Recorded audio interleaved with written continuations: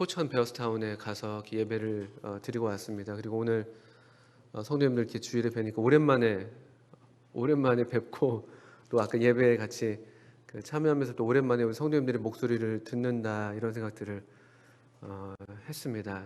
참 반갑고 또 우리 귀한 성도님들 뵈면서 또 주님께 감사가 되고 함께 모일 수 있는 이런 은혜를 베풀어 주신 것에 대해서 감사를 드리게 됩니다. 오늘이 을의 이맘때면은 새삼스럽게 놀라곤 합니다만 오늘이 12월 5일입니다. 12월 5일. 오늘은 2021년 12월 5일입니다. 특별한 건 아니죠. 2021년 12월 5일. 올해 한 300일 넘게 우리가 이 숫자를 2021이라는 숫자를 계속 쓰고 있고요. 또 12월도 항상 만나곤 했던 그런 달인데, 그런데 좀 가만 생각해 보면은 이 숫자가 좀 생소하게 느껴질 때도 있습니다. 2021년 제 기억에 옛날에 아주 오래 전인데 이런 영화를 아시면 벌써 나는 굉장히 오래된 사람이구나 이렇게 아시면 좋을 텐데 백 투 더 퓨처라는 영화가 있었습니다. 끄덕이시는 분이 지금 본인도 모르시게 끄덕이시는데 지금 여기 젊은 청년들 학생들은 전혀 지금 뭔 소린가 할 텐데 백 투 더 퓨처라는 아주 유행했던 영화가 있었습니다. 제가 아까 찾아보니까 이제 미래를 가상하는 그런 영화죠. 이 영화가 1985년도에 개봉을 했더라고요. 1985년도. 그런 날이 있었나 싶을 그런 아주 오래 태고적의 이야기입니다. 지금 1985년도 개봉을 했고 속편 이렇게 나오기도 했는데, 그런데 백 투 더 퓨처에서 그 영화에서 아주 이렇게 뭐랄까요 올 것 같지 않은 그런 최첨단 미래로서 설정했던 시대가 미래가 놀랍게도 2015년이었습니다. 2015년 첨단 과학 기술이 도입되고 또 그런 것들이 이제 실생활에 이렇게 사용되는 그런 해로 2015년을 이렇게 설정을 했던 영화입니다. 근데 우리 벌써 그 설정했던 시간보다도 지금 한 6년 넘은 시간을 지금 지내오고 있고, 어릴 때 저희들이 보고 들었던 그런 만화 영화나 그런 영화들에서 상상했던 그런 미래가 과연 얼마나 거의 상상했던 대로 많이 기술들이 이루어지고 있고는 하죠. 제가 드리는 말씀은 우리가 지금 살고 있는 2021년이 사실은 저 옛날 그 당시에는 정말 올 것 같지 않은 최첨단의 미래 사회였다.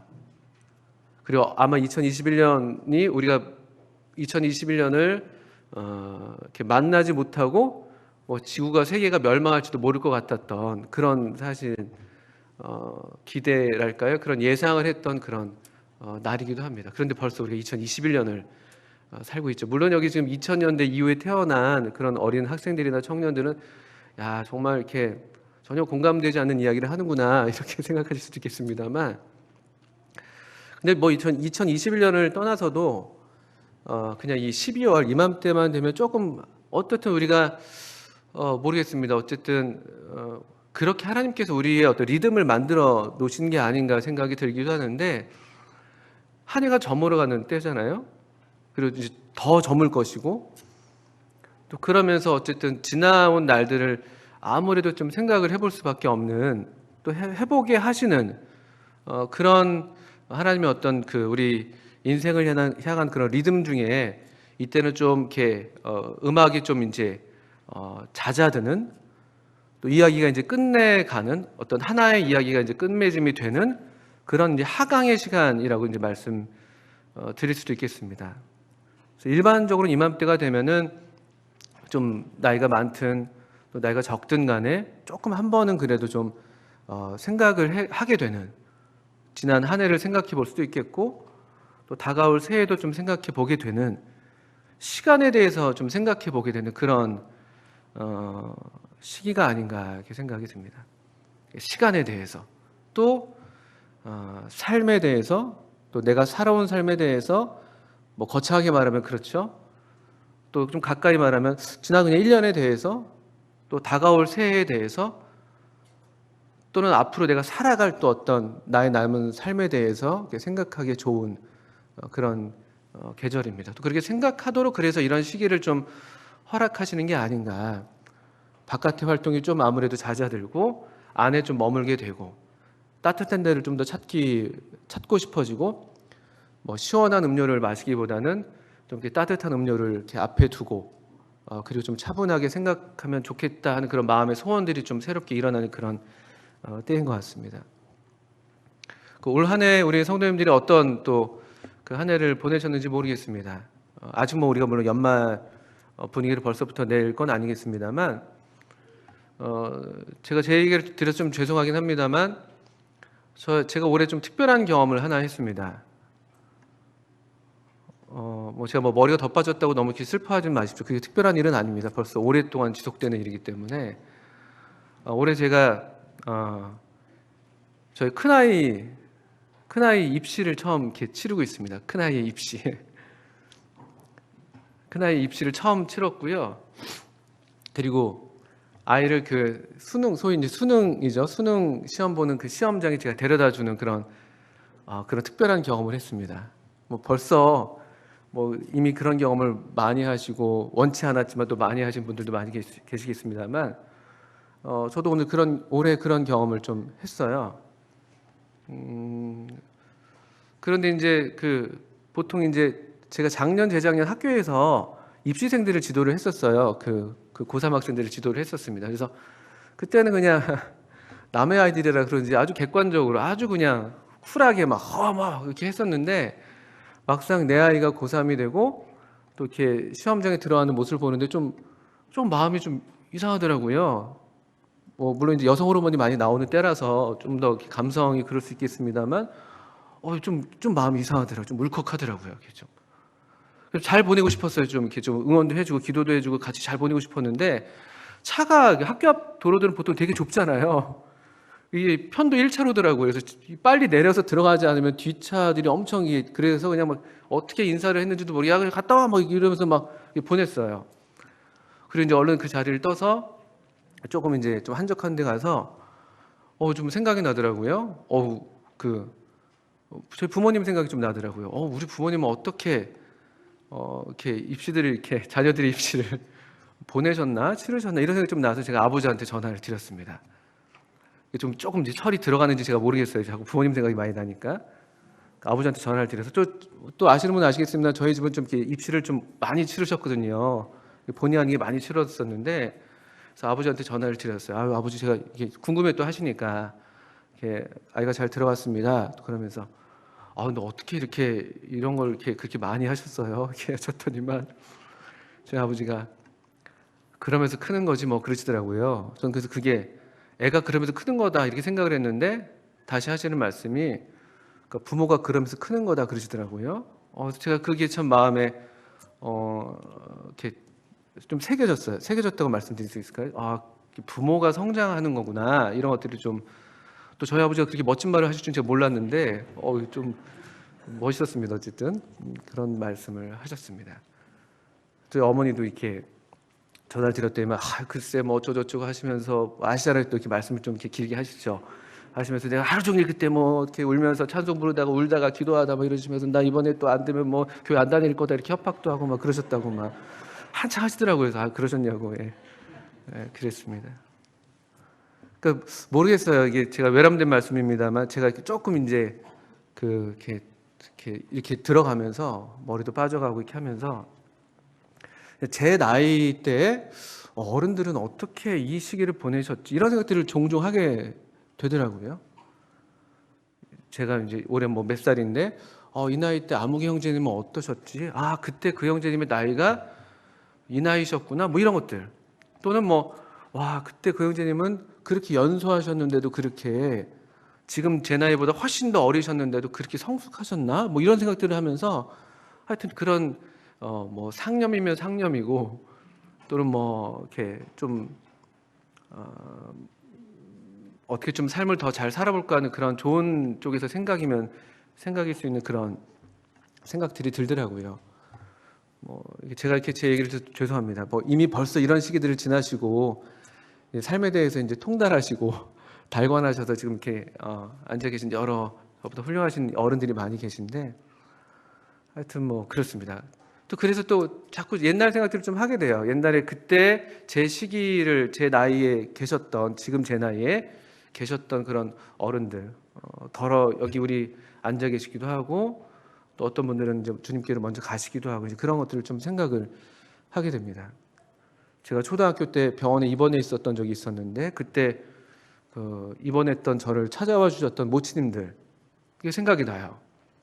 그 이복희 모치님이셨던가, 그런 지금 여기 우리 모치님들 생각이 나기도 하고, 참 그 삶을 이렇게 살아오신 것에 대해서 참 경의를 표하는 마음이 있습니다.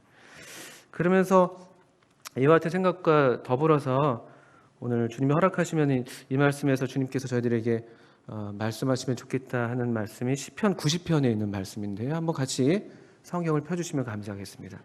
시편 90편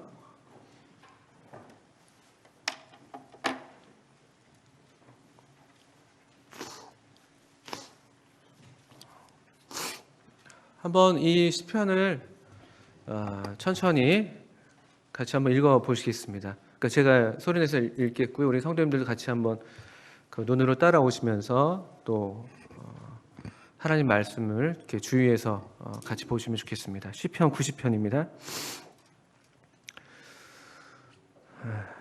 주여, 주는 대대에 우리의 거처가 되셨나이다.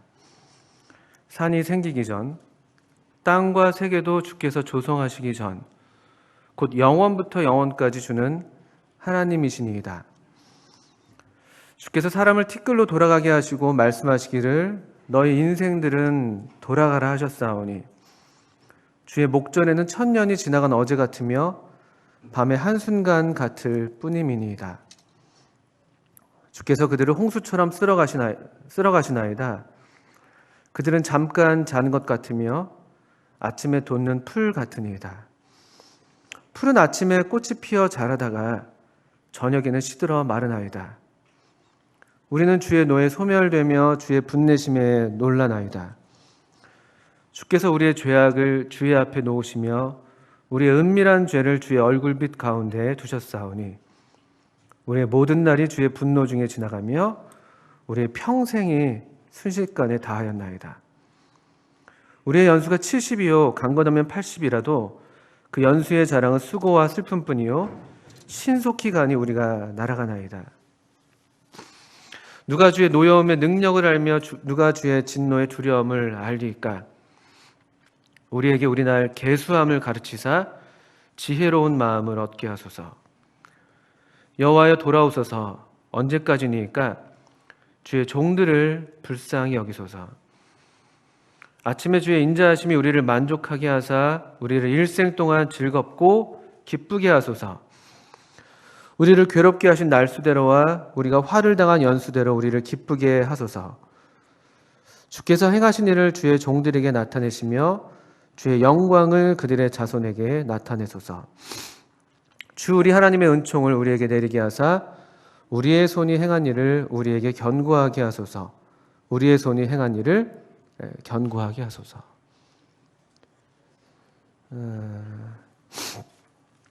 물론 이 시편 90편 중에서도 이제 12절 말씀, 우리에게 우리 날 계수함을 가르치사 지혜로운 마음을 얻게 하소서. 이 말씀 이 한 구절이 특히 제 마음에 있는 말씀이긴 합니다만, 이와 같은 기도를 우리의 날 계수함을 가르치사 지혜로운 마음을 얻게 하소서라는 기도가 어떻게 나왔을까, 이런 것들을 좀 생각해 보는 것이죠.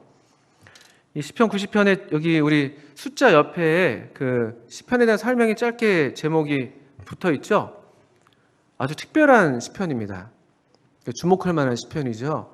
그 시편 중에서 가장 오래된 시편이라고 그래서 말할 수가 있는 시가 될 텐데, 누구의 이게 누구의 기도가 이렇게 시로서 지금 기록되어 있다고 성경이 우리에게 말씀해 주고 있나 보니까, 놀랍게도 하나님의 사람,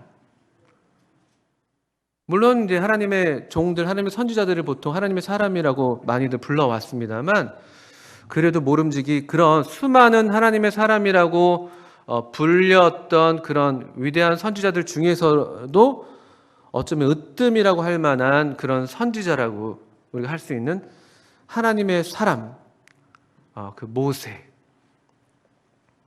참 위대한 칭호이죠. 그 모세와 엘리야, 이 두 하나님의 종이 그 하나님의 종들 중에서 가장 으뜸되는 그런 자리에 차지한다고 말할 수가 있을 텐데요. 하나님의 사람이라고 주저없이 부를 수 있는 사람들도 그렇고 하나님도 그렇고 이가 하나님의 사람이다라고 주저없이 또 자랑스럽게 또 우리가 참 그 경의감을 갖고 말할 수 있는 그런 사람 모세의 기도입니다. 이 시편에서 사실은 이게 언제 어떤 배경에서 왜 이와 같은 기도를 했는지 시편에서 또는 다른 성경에서 찾아보기는 쉽지는 않습니다. 그런 기록이 실제로 없죠. 저도 이제 이 말씀을 이 시편을 이렇게 좀 이렇게 읽고 묵상하면서 좀 생각했습니다. 이 모세가 이런 기도를 하게 될 때는 언제였을까? 모세 일생을 우리가 생각해 볼 때 언제가 가장 적당한 때라고 말할 수 있을까 이런 생각을 해볼 때 제 생각에는 제 분별에는 이 하나님의 사람 모세가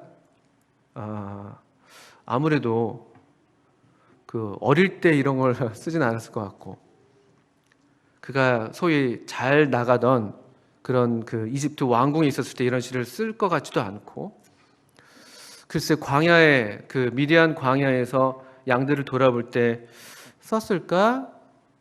그런 생각도 할 수 있겠습니다만 그래도 모르긴 몰라도 이와 같은 어떤 인생에 대한 어떤 깊은 통찰 또 하나님께로부터 받는 교훈 또 이와 같은 진실한 마음의 기도를 하기에 적절한 때는 그의 이제 말년쯤이 되지 않을까 이런 생각을 하게 되죠. 그리고 조금 더 좁혀보자면 제 분별입니다. 제가 틀릴 수 있겠죠. 그 모세가 그 하나님으로부터 이제 너의 삶이 이제 정리해야 될 때다. 그 느보산으로 이 모세를 부르시던 그 어간은 아니었을까 이런 생각을 한번 해보게 되는데요. 먼저 우리 그 신명기의 그 모세의 마지막 장면이 나와 있죠. 신명기 34장에 그 모세의 종말에 대한 기록이 나와 있는데 한번 그 말씀을 잠깐 여기 손을 넣으시고 보시겠습니다.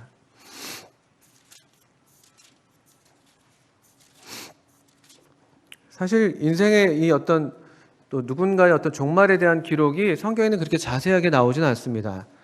가장 그 삶의 종말에 대한 자세한 기록을 보이고 있는 인물은 단연 우리 주님이시죠. 우리 복음서에서 그 마지막 일주일을 아주 상세하게 다루고 계시다면은 대체로 하나님의 사람들에 대한 종말에 대한 기록도 그렇게 길지는 않습니다. 근데 그 중에서도 모세는 아주 짧은 편에 속하고 실제로 그의 종말에 대한 어떤 우리 알 수 있는 것이 되게 제한되어 있죠. 34편 보시면 신명기 34장 모세가 모압 평지에 느보산에 올라가 여리고 맞은편 비스가 산 꼭대기에 이르매 여호와께서 길르앗 온 땅을 단까지 보이시고 또 온 납달리와 에브라임과 므낫세의 땅과 서해까지 유다 온 땅과 네겝과 종려나무의 성읍 여리고 골짜기 평지를 소알까지 보이시고 여호와께서 그에게 이르시되 이는 내가 아브라함과 이삭과 야곱에게 맹세하여 그의 후손에게 주리라 한 땅이라. 내가 너희 눈으로 보게 하였거니와 너는 그리로 건너가지 못하리라 하시매 이에 여호와의 종 모세가 여호와의 말씀대로 모압 땅에서 죽어 벳부올 맞은편 모압 땅에 있는 골짜기에 장사되었고 오늘까지 그의 묻힌 곳을 아는 자가 없느니라. 모세가 죽을 때 나이 120세였으나 그의 눈이 흐리지 아니하였고 기력이 쇠하지 아니하였더라. 여기까지 먼저 읽어봤습니다.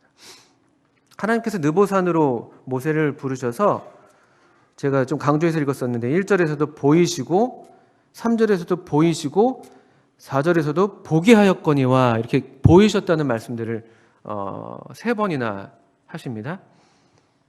그리고 또 실제로 모세가 이 죽을 때에 그 모세의 어떤 특징을 묘사할 때 나이는 120세였는데 놀랍게도 그의 눈이 흐리지가 않았다, 이렇게 지금 표현이 되어 있죠. 눈이 흐리지가 않았습니다. 우리 보통 아시는 것처럼 그 이삭 같은 경우는 눈이 흐렸잖아요. 그래서 그렇죠. 그렇죠. 야곱과 이스마엘을 잘 구분하지 못했던. 또 야곱 같은 경우도 좀 야곱은 따로 그런 기록은 없군요. 그러니까 이삭이 어쨌든 눈이 흐렸던 그런 실제로 사건이 있는데요. 눈이 이제 우리 시력이 보통 쇠해지지 않습니까? 그런데 흥미롭게도 성경 기자는 그 모세가 이 생을 마감하는 순간에도 눈이 흐려지지 않았다. 그러니까 마땅히 볼 것들을 제대로 볼 수 있는 그런 시력을 갖고 있었다는 이 설명을 덧붙이고 있죠. 그럼 그 시력으로 모세가 보았던 것이 무엇인가라고 할 때 이 주님께서 보이셨던 그 요단강 건너의 약속의 땅, 그것들을 지금 그가 보고 있다고, 보았다 보이셨다 보이셨다 이렇게 3번이나 얘기를 하고 있습니다. 그러니까 장래의 소망이죠. 비록 그는 들어가지 못했지만 그러나 하나님께서 하나님의 백성들을 향해서 갖고 있는 장래의 그 아름다운 계획들을 모세는 분명히 볼 수 있었던 것입니다. 또 한편에서 근데 그가 볼 수 있었던 것, 이런 장래에 있어서 장래의 소망을 그가 분명히 볼 수 있었다고 우리가 이야기할 수 있겠습니다만, 다른 측면으로 그가 또 볼 수 있었던 것이 무엇일까라고 생각할 때, 제가 볼 때는 이 4절 끝부분에는 이 놀랍게도 이 미래의 전망을 보이심과 동시에 너는 그리로 건너가지 못하리라. 하나님께서 펼치시는 이 놀라운 어떤 경륜, 장래의 어떤 이 하나님의 경영, 그런 것들을 믿음으로 볼 수 있는 눈이 그가 여전히 있었음에도 불구하고 또 그가 다른 측면으로 볼 수 있었던 것, 그의 흐려지지 않은 눈으로 볼 수 있었던 것이 무엇인가라고 할 때, 그는 나는 건너가지 못하는구나. 또 5절에 그래서 그 결말로서 모압 땅에서 죽어. 인생은 이런 것이구나.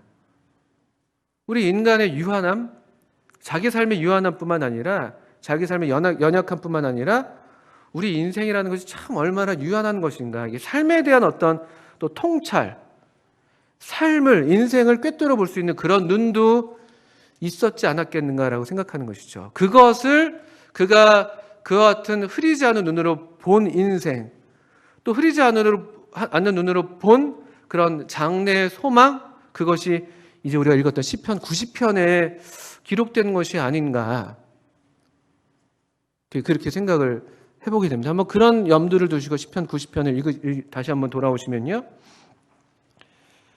그래서 이 하나님의 사람 모세의 흐리지 않은 그의 눈으로 보게 되는 분명한 실체, 가장 으뜸되는 그의 눈에, 그의 비전에, 그의 시력을 가득 채운 가장 첫 번째 어떤 진리, 대상, 사실이 있다면 그것은 바로 영원하신 하나님.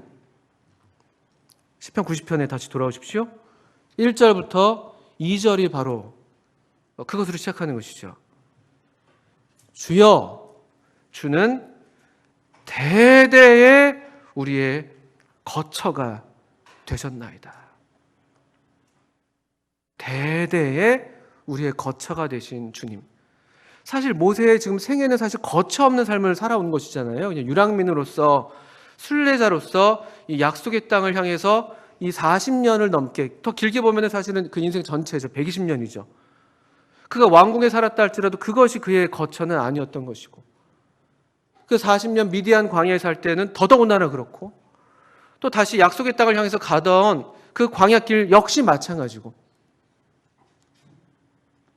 또 어디 그뿐입니까? 자기만 그렇습니까? 그의 믿음의 조상이었던 아브라함과 이삭과 야곱 역시 그들이 그 거할 이 도성을 향해서 순례하는 나그네로서 삶을 살아온, 이 땅에서 그냥 순례자로서 살아온 그런 민족이 사실 이 히브리 민족인 것이죠. 본토 친척 아비 집을 떠나서 강을 건너서 하나님의 약속을 바라고 순례의 길을 떠나 살아오는, 여기 물리적으로 약속의 땅에 그 아브라함과 이삭과 야곱이 들어왔다 할지라도 또 히브리서 말씀을 보니까 그건 영구한 도성이 아니다.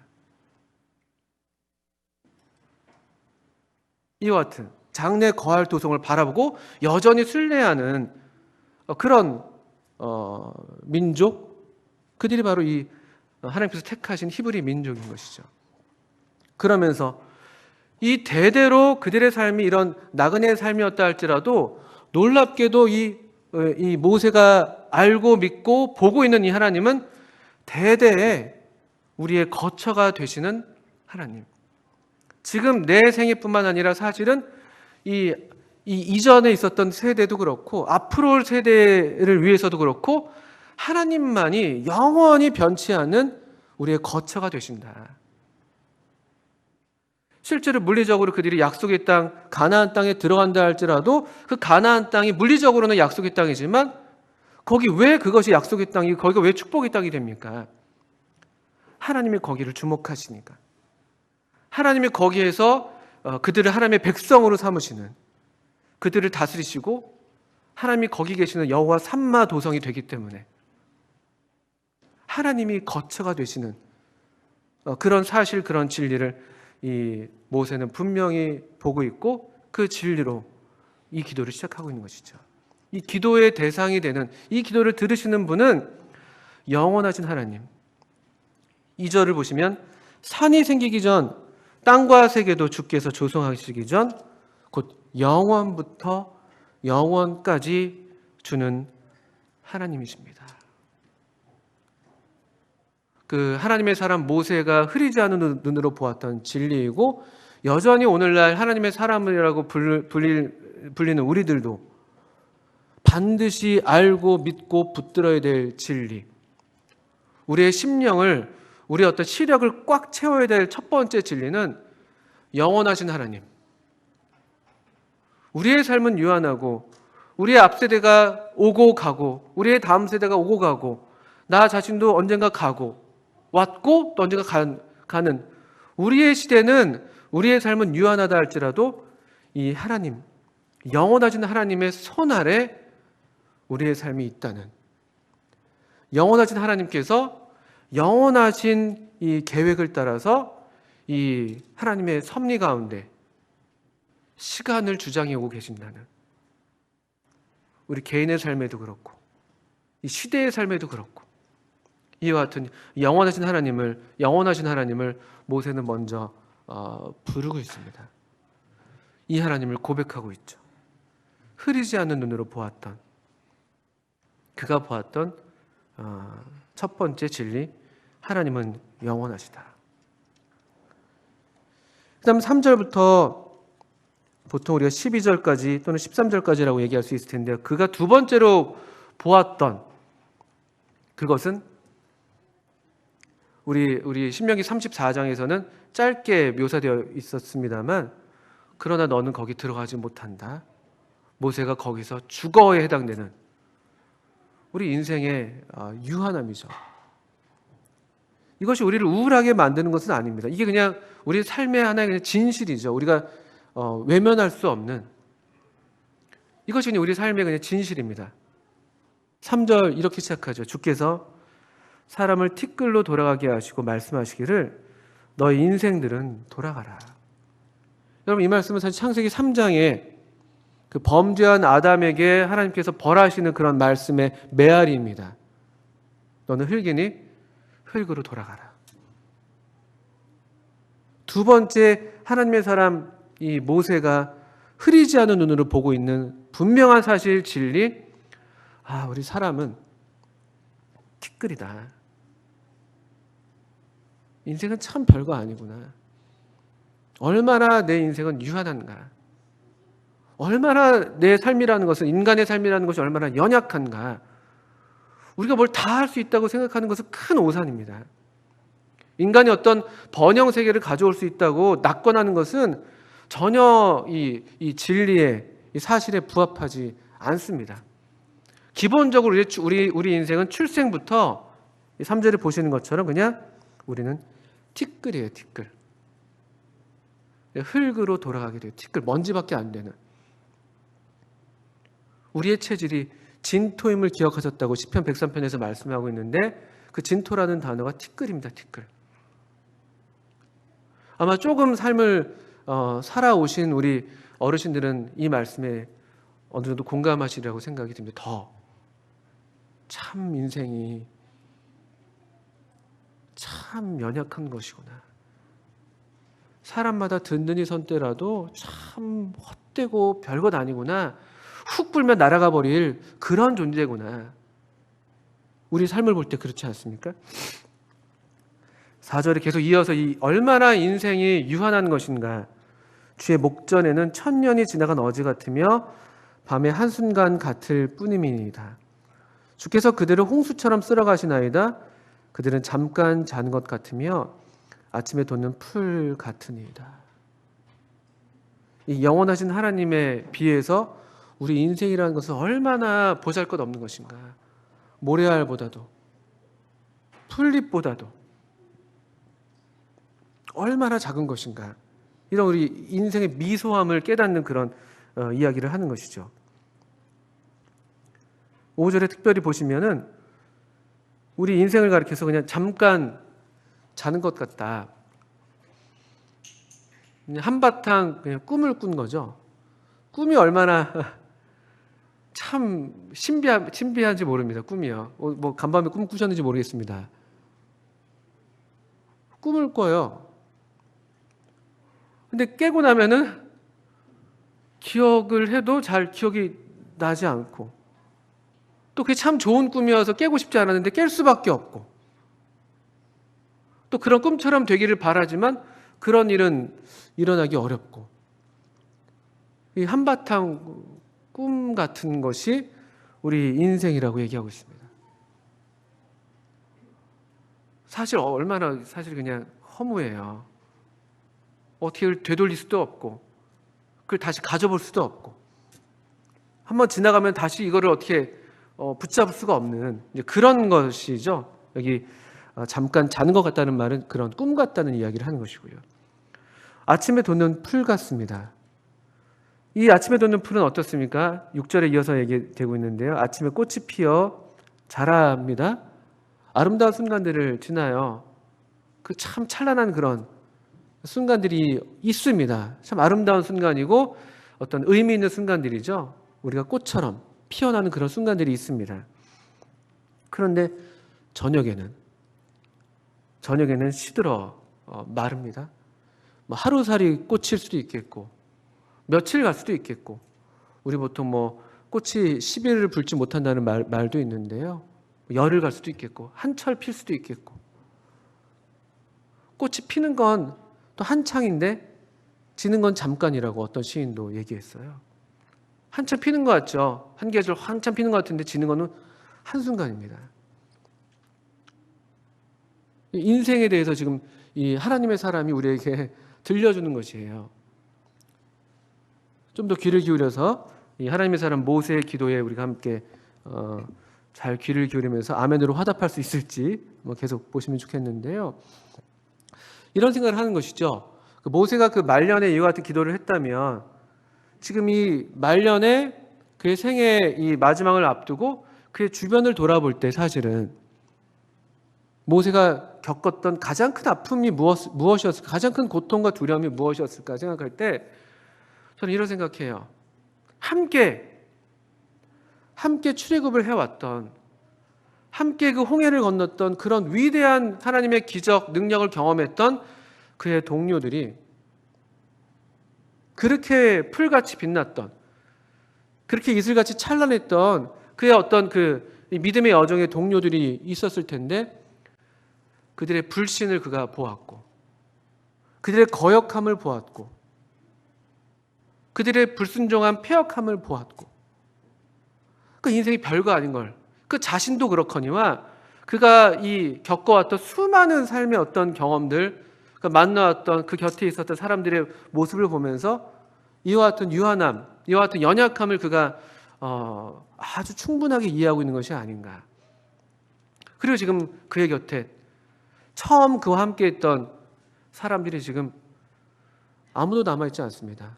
한 사람 남아있군요. 여분네 아들 갈렙.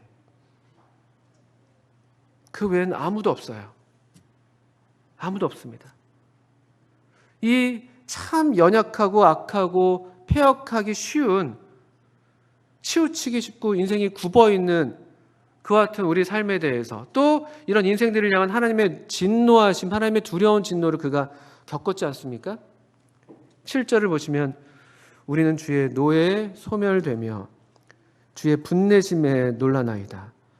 주께서 우리의 죄악을 주의 앞에 놓으시며 우리의 은밀한 죄를 주의 얼굴빛 가운데 두셨사오니 우리의 모든 날이 주의 분노 중에 지나가며 우리의 평생이 순식간에 다하였나이다. 인간의 죄악됨과 이 죄악된 인간을 향한 하나님의 진노를 그가 누구보다도 정말 뼈저리게 경험한 사람이죠. 이것에 대해서 정말 말할 수 있는 자격이 있는 사람이 모세 아니겠습니까? 200만 명의 그 이스라엘 민족들이 출애굽해서 나왔다고 할 때 그 장정들만 수를 헤아려 보니까 60만이 넘었잖아요. 60만 명의 그 장정들이 싸울 만한 능력이 있었던 아주 그 강장했던 그런 청년들이 그냥 하루아침에 몇만 명이 죽기도 하고, 또 이 살아온 이 광야의 한 30-40년, 그래서 그들의 인생수를 합해 보니까 대략 60-70세, 70-80세 되는 그런 연령을 그가 쭉 지켜보면서 사람이 얼마나 별것 아닌가, 하나님은 또 얼마나 두려운 분이신가, 장례를 얼마나 많이 치렀겠어요. 얼마나 많은 수의 사람들이 하나님의 진노로 그들의 죄악 가운데에서 그렇게 광야에서 쓰러지는 것을 봐왔겠습니까? 이런 고백을 할 수밖에 없습니다. 또 더불어서 이런 고백 뒤에 그가 그냥 단순히 인생이 참 허무하다 이런 얘기를 하는 것이라고 저는 믿지 않습니다. 왜냐하면 그가 지금 여기 그런 모든 세월들을 뒤로하고 여기 지금 살아있다는 것을 우리는 염두에 둬야 되는 것이죠. 그는 여전히 하나님의 사람으로 여기 살아있어서 이 인생들의 어떤 그런 연약함의 증인으로서 우리에게 증언해 줌과 동시에 그가 살아있다는 것은 또 어떤 증거가 하나 되는가? 사실은 여전히 그래서 이렇게 인생이 약하고 악하고 이렇게 죄악되고 하나님이 이렇게 두렵고 두려워할 만한 분이신데 그럼에도 지금 내가 여기 살아있다는 것, 내가 여기 지금 숨 붙이고 있다는 것, 내 눈이 흐리지 않아서 지금 내가 이 영원하신 하나님을 뵐 수가 있고 내 인생에 대해서 이와 같이 돌아볼 수 있다는 것, 또 삶에 대해서 이같이 생각할 수 있다는 것, 그것은 은총인 것이죠. 은총. 하나님의 은혜가 여기 저는 깊게 배어 있다고 분별이 됩니다. 그가 이런 인생의 이런 악함과 연약함과 유한함을 깨달으면 깨달을수록 사실 그 마음에 더 사무쳐 오르는 것은 우리의 경험이 그렇지 않습니까? 하나님의 은혜를 경험하는 것이죠. 이런 인생을, 이런 나를 오늘에 이르기까지 하셨다. 이런 나를 하나님의 이 진노하심, 하나님의 두려워하심 우리가 알 만큼 안다면 내가 벌써 얼마나 많이 하나님의 진노 가운데 쓰러져도 모자랄 그런 인생인데, 얼마나 많이 그때 하나님께서 치셔도 내가 할 말이 없는 인생인데 지금 여기 내가 2021년 12월 5일에 우리 여기 앉아있다는 것 자체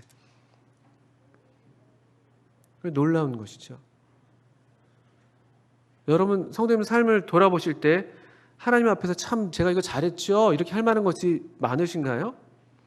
아니면 참 정말 이 모세의 기도와도 같이 얼마나 참 주님 제가 연약했는지, 얼마나 제가 악했는지, 얼마나 하나님을 순종하지 않았는지, 얼마나 제가 거역했는지 이게 셀 수가 없습니다. 셀 수가 없어요.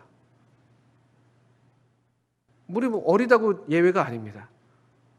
사실 그렇지 않습니까? 근데 그럼에도 우리가 여기 있다는 것이죠. 우리의 연수가 10절입니다. 70이고 간 건너면 80이구나 라고 모세는 알았습니다. 그리고 그 연수의 자랑이 보니까 참 이렇게 우리가 죄악 중에 출생해서 죄악 가운데 뒹구는 참 수고와 슬픔뿐인 인생이라고 말할 수가 있겠구나라고 얘기하고 있습니다. 그리고 인생이 참 신속하게 가는구나, 참 빠르구나, 날아가는구나라고 이 하나님의 사람 모세가 담담하게 이와 같이 기도를 합니다. 누가 주의 노여움의 능력을 알며 누가 주의 진노의 두려움을 알리일까? 제대로 아는 사람이 아무도 없다는 것이죠. 아무도 없어요. 그러니까 이렇게 우리가 삶을 허비하고 낭비하고 함부로 살아왔던 것이 아닙니까? 그런 어떤 질문을 스스로에게도 던지고 또 이 기도에 함께하고 있는 우리에게도 던지고 있습니다. 그러면서 다시 우리에게 이제 이 희망의 어떤 그런 뭐랄까요, 그 전환으로 가져오는 구절이 이제 12절 이후가 되겠죠. 이와 같은 우리가 인생의 유한함, 연약함, 또 하나님의 영원함을 우리가 동시에 바라보면서 그렇다면 우리가 어떻게 할 것인가라는 것이죠. 하나님은 영원하시고 인간의 유한함과 연약함을 우리가 동시에 지금 바라보고 있다면, 그렇다면 마땅한 하나님의 사람의 자세는 이제 아마도 이와 같을 것이고, 우리 안에 오늘날 우리 안에 내주의 성령님도 우리에게 이와 같은 역사를 일으키실 거라고 제가 믿는데, 그냥 우리가 허무주의에 빠지는 것이 아닙니다. 그냥 이거 인생이 그러네, 말씀이 이러니까 수고와 슬픔뿐이네, 이거 해서 뭐해, 어차피 다 살다 가는 거. 그리스도인은 그런 허무주의에 빠지지 않잖아요. 아까도 말씀드렸지만 우리 삶에 이 서려 있는 은혜들을 우리가 지금 경험하고 있으니까 이 유한함을 깨달으면 깨달을수록, 그래서 이 은혜를 듣고 은혜를 힘입어서 하나님의 사람들이라면은 모세도 그랬던 것처럼 오늘날 우리도 이제 이와 같은 기도를 하게 되는 것이고, 이것이 저에게도 아멘이 되는 것인데, 또 우리 모든 성도님들에게도 이와 같은 기도가 그 마음 가운데 있으시라고 믿는데, 12절을 보시면 우리에게 우리 날 계수함을 가르치사 지혜로운 마음을 얻게 하소서. 지혜로운 마음이 어디에서 오는가? 이게 이제 순서가 논리적인 순서죠. 지혜로운 마음을 얻게 하소서 했는데, 지혜로운 마음을 어떻게 얻을 수가 있냐? 우리가 우리의 날 계수함을 배우면, 우리의 날들을 헤아리는 법을 배우는 거죠. 우리의 지난 날에 대해서도 하나님의 은혜라는 커다란 법칙 아래에서 우리의 지난 날을 헤아리는 법. 지난 날들이 그냥 헛되게 지난 것처럼 보이지만 결코 헛되지 않다는, 그렇게 계산하는 법 배울 수 있습니다. 배워야 됩니다. 하나님의 사람들은 과거의 실패가 없진 않죠. 아까도 실패가 훨씬 더 많죠. 그렇지만 거기에 매여서 우리의 오늘과 우리의 미래를 그냥 내팽개치는 그런 종류의 삶이 아니죠. 그건 잘못된 계산인 거예요. 지난 날을 헤아리는 거예요. 지난 날도, 우리의 날을.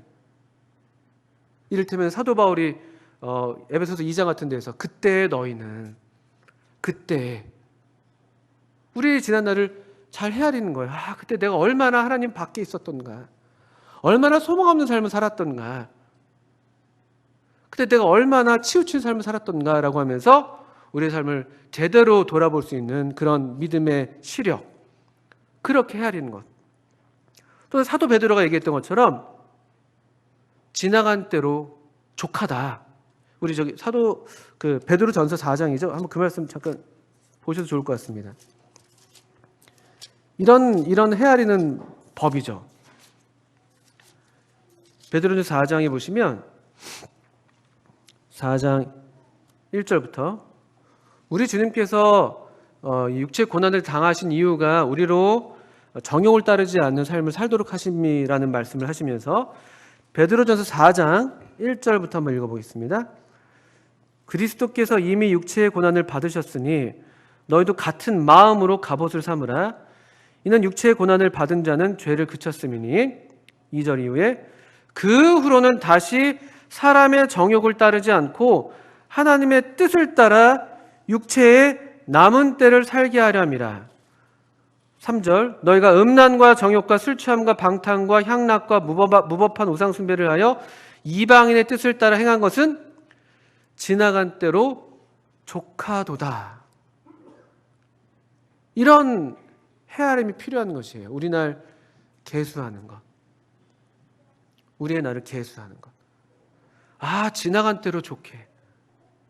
그게 부족하다고 계산하면 잘못된 계산을 하는 거예요. 이제는. 그 후로는 다시 사람의 정욕을 따르지 않는 삶을 사는 것이구나 라고 우리 과거에 대해서 분명한 또 합당한 그런 계산, 계수를 잘 마치셔야 되는 것이죠. 그게 지혜입니다. 첫 번째, 우리 날 계수하면서 얻게 되는 지혜. 이걸 잘 계수하지 못하는 분들이 계속 과거에 지난날에 발목이 잡혀 있어서 앞으로 나아가지 못하는, 오직 한 일, 즉 뒤에 있는 것은 잊어버리라고 사도 바울도 잊어버린다고 말씀했는데요. 그것이 자기가 잘한 것이든 못한 것이든 잘못에 대해서는 이렇게 우리가 정리하시는 것이 지나간 때로 족하다. 또 좋은 게 있었다면은 그것이 하나님의 은혜였지. 그걸 또 기억하면서 그 과거의 영화에 우리가 매여가지고 오늘날도 그렇게 될 거라고 착각해서는 안 된다는 것이죠. 내가 나 된 것이 하나님의 은혜라는 그런 계산. 자연스럽게 그리고 우리의 오늘과 우리의 남은 날들을 또 헤아리는 것이죠. 내 남은 날들을 어떻게 보낼 것인가? 이 오늘이라 일컫는 날을 어떻게 보낼 것인가? 헤아리는 거예요. 우리 날 계수하는 것. 그걸 주님으로부터 배워야 되는 거. 이걸 그냥 단순하게 뭐라고 표현하죠? 열심히 살고 막 계획표 세우고 그런 플래너 세우고 그냥 그런 수준이 아니라 여기 이 하나님의 사람 이것을 가르쳐 달라고 기도하고 있어요. 주님께로부터 배워야 되는 것이라는 것이죠. 왜냐면 우리 주님이 어떻게 사셨습니까? 주님은 막 그냥 오늘날 그런 성공 법칙처럼 막 플래너 막 해가지고 막 이렇게 막 아등바등 사신 건 아니었어요. 우리 주님은 때에 따라서 사셨어요. 때에 따라서. 그렇지 않습니까? 갈라디아서 4장인가요? 때가 차서 하나님께서 그 아들을 여자에게서 나게 하셨고, 요한복음 2장에서 우리 주님께서는 가나의 혼인잔치에서 그 어머니 마리아가 어떤 부탁을 하니까 내 때가 아직 이르지 않았습니다. 요한복음 13장에서는 아버지께로 돌아가실 때가 이른 줄 아시고, 요한복음 17장에서는 때가 되었다고, 또 요한복음 12장에서도 그런 말씀하시죠. 이제 인자가 영광을 받을 때가 왔다 등등등. 이 우리날 계수함을 배우는 것, 주님께로부터 배워야 되는 것인데, 이것이 그냥 열심히 살자 이런 어떤 구호가 아니라 때에 맞는 삶을, 때를 따라서 사는 삶을 사는 그런 것을 우리가 주님께로부터 배워야 되는 것이죠. 그게 이제 지혜의 마음, 지혜로운 마음을 우리가 그럴 때 얻는 것입니다. 때가 있어요. 전도서 3장에도 얘기하는 것처럼 심을 때도 있고 거둘 때도 있고, 사랑할 때도 있고 미워할 때도 있고, 날 때도 있고 죽을 때도 있고,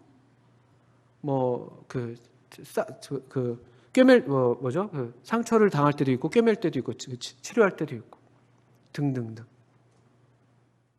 때에 따라서 우리의 삶을 잘 맞게 사는 것, 그것이 지혜로운 삶인 것이죠. 사도 바울도 에베소서 5장에서도 때에 대한 인식을 분명히 했어요. 때가 악하다. 그래서 너희가 에베소서 5장에서는 이런 교훈을 하셨죠. 너희가 지혜 없는 사람처럼 하지 말고 오직 지혜 있는 자 같이 하라고. 지혜에 대한 얘기를 하시면서 그럴 때 어떻게 행할지를 자세히 주의하면서 사는 것, 또 세월을 아끼는 것, 또 주의 뜻이 무엇인가 이해하는, 거기에 초점을 두고 사는 삶이 이게 우리 나를 계수하는 거예요. 지금이 어떤 때인가? 2021년 12월 21일은 어떤 때인가? 내 인생이 어떤 때이고 이 시대에는 어떤 때인가? 이런 것들을 우리가 염두에 두면서 자세히 주의하면서 어떻게 살아야 되지? 또 주님의 뜻이 이때에, 이 시기에 내 삶을 향한 주님의 뜻은 무엇일까?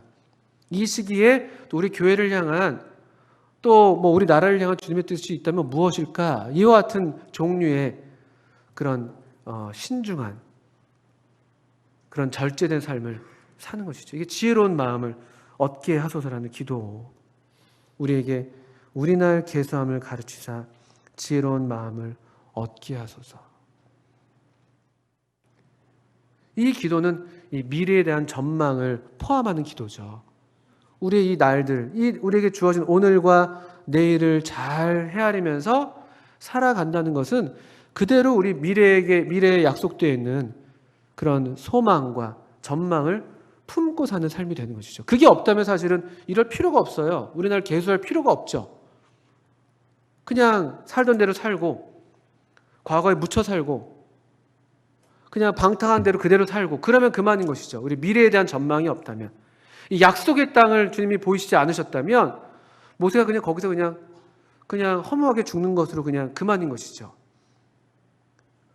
근데 이 약속의 땅을 주님이 흐리지 않은 그의 눈을 통해서 분명히 보게 하신 것처럼 하나님의 사람 모세도 자기의 남은 삶에 대해서 그게 며칠이 됐든 간에 그 날을 계수하는 걸 배우고 싶었고 그것이 자기의 삶을 지혜롭게 사는 삶이라는 것을 알고 있었고 또 그뿐만이 아니라 나아가서 자기 세대 이후에 우리 이를테면 15절 이후를 보시면 14절부터 볼까요?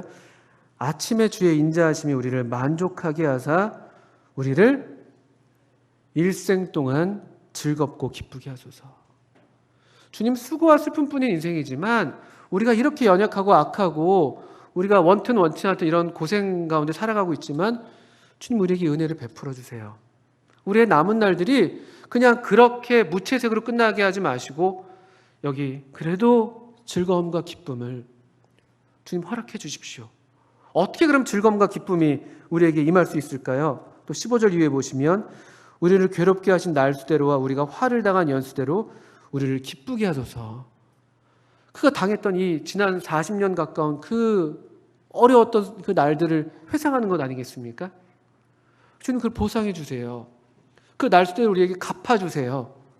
우리를 기쁘게 해주세요. 이런 기도를 담대하게 하고 있어요. 왜냐하면 여기서 끝나는 게 아니니까. 그의 삶은 여기서 끝날지언정 그들에게 남아있는 약속의 땅이 펼쳐져 있으니까 그걸 보고 있으니까요. 이건 그대로 사실은 자기 자신만을 위한 기도가 아니라 다음 세대를 위한 기도가 되는 것이죠. 약속의 땅에 들어가서 살게 될 우리의 후손들. 주님 또 저 다음으로 하나님의 사람이라고 불릴 만한 그런 하나님의 사람들을 일으키실 텐데 그들로 주님 안에서 즐거움과 기쁨을 누리게 해주세요. 주께서 행하신 일을 16절 주의 종들에게 나타내시며 주의 영광을 그들에게 나타내소서. 어떻게 우리의 이 기쁨과 즐거움이 이 남은 날수에 또 갚아주실 수 있을까요? 우리 16절에 그 힌트를 보게 되는데요. 우리가 잘 먹고 잘 사는 게 아닙니다. 주께서 행하신 일, 주의 영광. 주님 다시. 그 지난 40년 광야에는 주님의 진노가 두드러지게 나타났다면 주님 처음 우리에게 나타나 보이셨던 것처럼 주님 그 놀라운 일들을 일으켜 주십시오. 주님의 영광을 우리의 다음 세대가 보게 해 주십시오. 그 약속의 땅에서 주님 저들로 주님의 임재를 누리게 해 주십시오.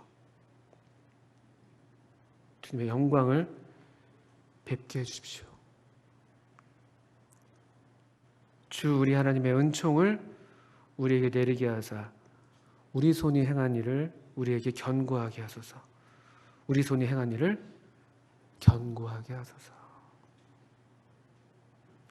이 하나님의 뜻을 행하는 하나님의 영광을 우리에게 가져오는 하나님께 순종하고 하나님의 뜻을 행하는 하나님의 사람들의 이 순종의 삶을 통해서 또 그 순종의 삶이 가져오는 열매들로 항상 있게 영원히 있게 해달라는 우리 손의 수고가 참 복되게 해달라는 그건 사실 이 신명기에서도 약속되어 있던 축복이었던 것이거든요.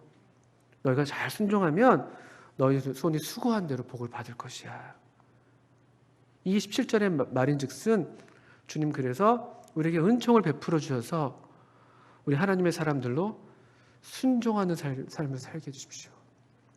이 세상도 그 정욕도 다 지나가지만 하나님의 뜻을 행하는 자는 영원히 거한다는 그 말씀대로 이 유한한 인생을 살아갈 후대 믿음의 사람들, 후대 하나님의 사람들, 그들로 영원하신 하나님을 바라게 하시고 영원하신 하나님께서 우리에게 약속하신 그 약속을 믿는 믿음으로 순종하는 삶을 살게 해주십시오. 그들로 복을 누리게 해주십시오. 모든 것이 하나님의 은혜인 것을 하나님의 은혜로 그들로 그들 되게 해주십시오. 그 쓰러지는 그 풀꽃이 되는 게 아니라 영원히 하나님의 성전의 기둥 같은 굳게 서는 그런 백향목, 그런 영원히 거하는 하나님의 사람들 되게 해달라는 기도가 아닌가 합니다. 그래서 바라기는 저도 이와 같은 기도를 참 드리고 싶고 또 드리게 되고 우리 모든 성도님들 또 이런 시절에 이와 같은 지혜의 마음을 얻으셔서 또 이런 하나님의 말씀에 귀를 기울이는 총명을 얻으셔서 함께 이와 같은 기도로 우리의 지난 날을 잘 헤아리시고 또 우리의 오늘과 다가올 내일들을 또 믿음 가운데 또 하나님의 은혜를 기대하시는 가운데 이렇게 맞이하시면 좋겠다 싶습니다. 저렇게 기도하겠습니다.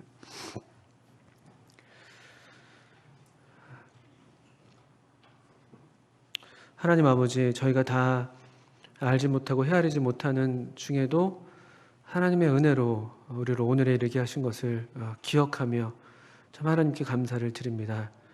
우리의 연약함에도 불구하고 영원하신 하나님께서 참 오늘 이 자리에 우리로 또 있게 하시고 또 하나님의 말씀을 듣게 하시는 것을 감사드리고 또 이와 같이 우리에게 은혜를 허락하시는 것은 또 우리의 남은 날들 가운데 또 우리의 믿음의 후손들 가운데 또 하나님의 사람이라고 불릴 우리의 자녀들 가운데서도 계속 순종하는 삶이 이어지고 또 그래서 하나님의 영광, 하나님의 행하시는 일들이 우리 가운데 풍성하게 나타나기를 기대하게 하시는 하나님의 은혜인 줄 알고 우리가 믿는 마음으로 주님의 은혜를 한 마음으로 구하기를 원합니다.